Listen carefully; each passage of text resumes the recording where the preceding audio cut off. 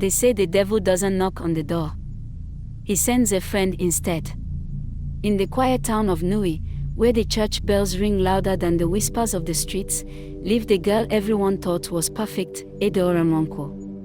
19 years old. Pastor's daughter. Worship leader. Bible study champion. Her voice. Like melted honey. Her presence. Like a dove. Mothers prayed for daughters like her. Boys didn't dare approach her. And no one ever suspected what she was hiding. Because by day, Adaora was a church girl. But by night, she became someone else entirely.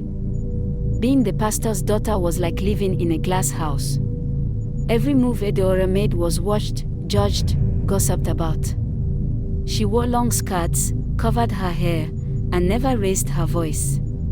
Every morning began with family devotion, every evening ended with prayer. But inside her heart, there was noise. She didn't ask to be the perfect girl. She didn't ask to be the example for other girls. And the more she tried to be what everyone expected, the more invisible she felt, like her true self was locked in a room no one ever entered. And then, she met Amoka. Amoka was everything Adaora was not: bold, loud, fearless.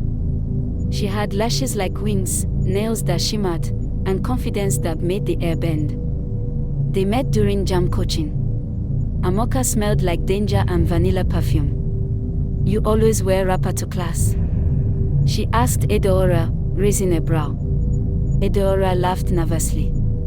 "My mom says trousers are for harlots." Amoka rolled her eyes. "My dear, your mom's not here. Come, let me show you something." And so began Adaora's descent. The first time she followed Amoka out was a Friday. They snuck into a club in Oka. Neon lights danced on the walls. Music thumped in her chest. Boys stared like they'd never seen flesh before. Adaora felt alive. Terrified. Excited. She danced. She drank. And that was the night she met Chuka. Chuka was smooth. The kind of man who knew his smile was a weapon. He bought her suyo, whispered compliments in her ear, and called her angel. But angels fall, don't they? Back home, her mother asked, "You smell like smoke. Where were you?" Adaora smiled. Prayer vigil. She became two people, Adaora the angel, and Didi the girl who wore miniskirts and flirted with sin. At first, the lies were small. Then they grew. One night turned into every weekend.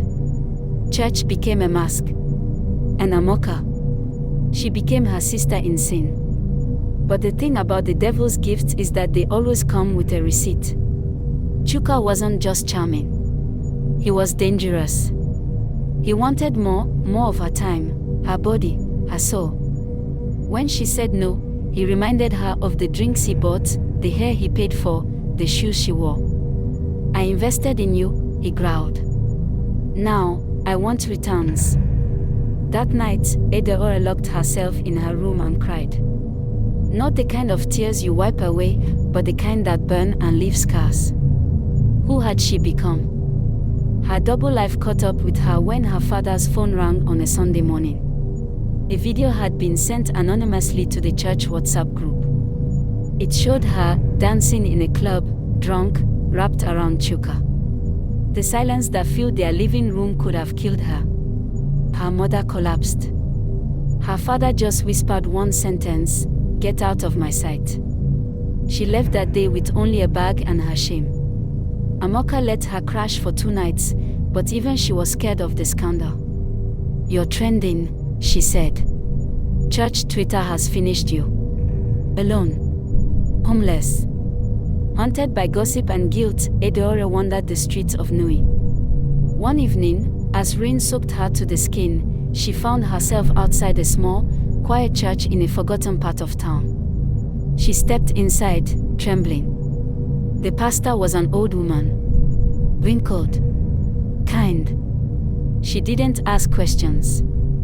just held Adaora and said, "You're not the first to fall. But the wise ones learn to rise." Weeks passed. Then months. Adaora worked in the church kitchen, cleaned floors, and slowly began to pray again, not the way she used to, but from a broken, honest place. She wrote a letter to her parents. She asked for forgiveness, but more importantly, she forgave herself. Adaora returned home the following Easter. Not as the perfect girl they once knew, but as a young woman who had walked through fire and didn't burn to ashes.